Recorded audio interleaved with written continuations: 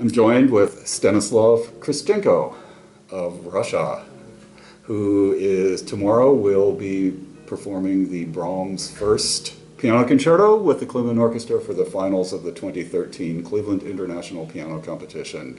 Stan, thanks so much for taking the time, and Thank you. welcome back to Cleveland. I'm really happy to be back. Yeah, and we're here in a studio at the Cleveland Institute of Music where you did your artist diploma. Yes. Yeah, and you studied with Sergei? Yes, Mm-hmm. Sergei Balayan. Yeah, interesting. And this is not the first time you've been in this position. Yeah, with the it was completely different though. Oh, yes? It was a long time ago. Uh-huh. Feels like it was a different life. Yes. yeah, that was back in 2005. 2005. Yeah. And yesterday you had your meeting with Mr. Sanderling. Yeah. That all went very well. Yeah, Uh-huh. it feels very good. Yeah. I hope it will be a nice Mm-hmm. rehearsal and hopefully a good performance. Mm-hmm. Right. Oh, I'm sure it will be fine. More than fine. It will be fabulous. Yes. I'll try my best. Yeah. Well, and you were telling me yesterday you did play this concerto at Severance Hall. Yes, I won a concerto, a CIM, Cleveland Institute of Music concerto competition, Uh-huh. which was back in either 2010 or 2011. I think Mm-hmm. it was 2010. And winners of this concerto competition, they have an opportunity to perform at Severance Hall with Uh-huh. the Cleveland Institute of Music Orchestra. Uh-huh. So that's how I performed at Severance Hall. Right. With CIM Orchestra. Yeah. Wonderful. Well, And it was this concerto. Yeah, that's good. Well, you've been having quite a bit of luck, though. Been placing well in competitions in the past couple of years.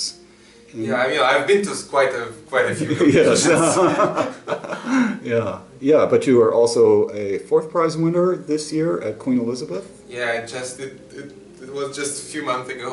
Uh-huh. I just recently came back from Europe because we had a tour, a winners tour, Uh-huh. and I also played with the National Symphony Orchestra on two concerts in the end of June. So then I just came back beginning of July. Yeah.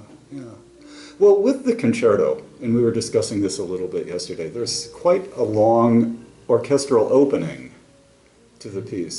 What goes through your mind when you're hearing that? Because that must last for, what, a good 2-3 minutes, maybe longer? It's 5 to 6, I think. Yeah. Uh-huh. It's quite a long opening. Yeah. But originally it was planned as a symphony, so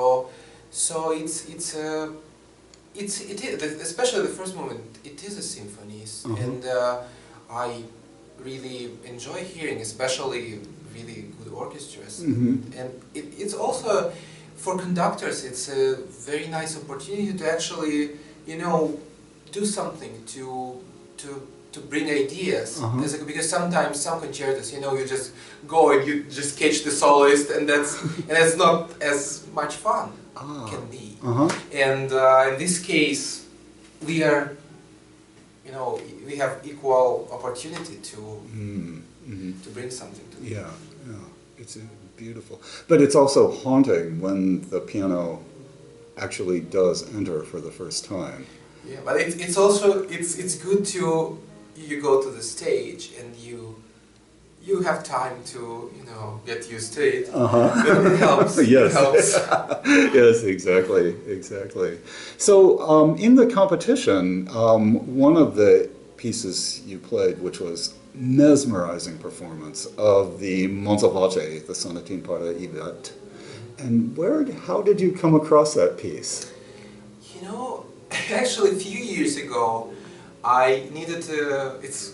Unfortunately, it's quite simple. The answer. I needed to find a Spanish piece for a competition. It was a requirement, and of course there are some pieces, Albeni's Granadas, which are very popular and which everybody plays, and I played some of those too, and then funny enough, I went on YouTube and I just wanted to see, I searched on Wikipedia and I just wanted to see what's going on with the Spanish music of the 20th century. Mm-hmm.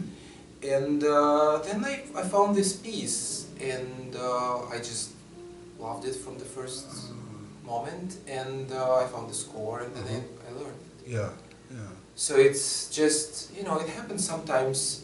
Now with YouTube, it's an amazing opportunity to discover things. Mm-hmm. With Wikipedia and YouTube, I mean, there are many more, I'm not advertising it. Right. But for me, in this particular case, this was something that helped me to discover this music. Yeah. And I find it very interesting, and I actually find very interesting that Spanish composers, there are actually very many people, very many composers living these days, and they are composing a lot of really beautiful music. And the interesting fact to me that I recently just found out for myself is that after 1930s, some parts of Europe, they went into 12-tone, into atonal music, but Spanish composers, even those who compose are composing music right now, they are still trying to follow a romantic way of, you know, of ideas, of colors. And as this piece, even though this piece is from 1963, but the composer died very recently. He was really young while he was composing, and he was also a music critic, a very famous and important music critic in Barcelona. And some of the composers, Spanish composers of these days, they also still write in. I've played some pieces of some of them, and they are still writing in a very romantic style, which I actually like very much, because I think the feelings, the sensitiveness, it stays with people. You know, it didn't change after 1930, and you know, even the artists, they went into different directions. But I think after all, we will come back with, you know, some really sensitive and touching ideas. Yes. Well, yeah. Well, it was very nice to see that programmed. Personally, I'm a big fan of his music, and so it was fun to hear someone as talented as you perform the piece. So, yeah, wonderful. Well, one of the things you told me yesterday, and I can't get this out of my mind, and it tells me a lot about you, is we were talking about preferences of different styles of music, and you said something like, I always find something I can like in all styles of music. Of course. Yeah, and that's so refreshing to hear. Yeah, and you know, it's just interesting. Many people, they do have a preference for one or another. And but there can be some style that is closer to you as a person, but there is in any of the styles, there is something really special. Right. So. Exactly. Well, again, congratulations on everything, and congratulations on your anniversary tomorrow. Today, is it? Sorry. So, what is it? The third anniversary? Yeah, the third. Just the third. Well, congratulations on that. And so it will be, no matter, it's a great anniversary gift to be the. Yeah, it's such an honor to perform with such an orchestra. Well, again, thank you so much, and congratulations on all of your successes. Thank you so much.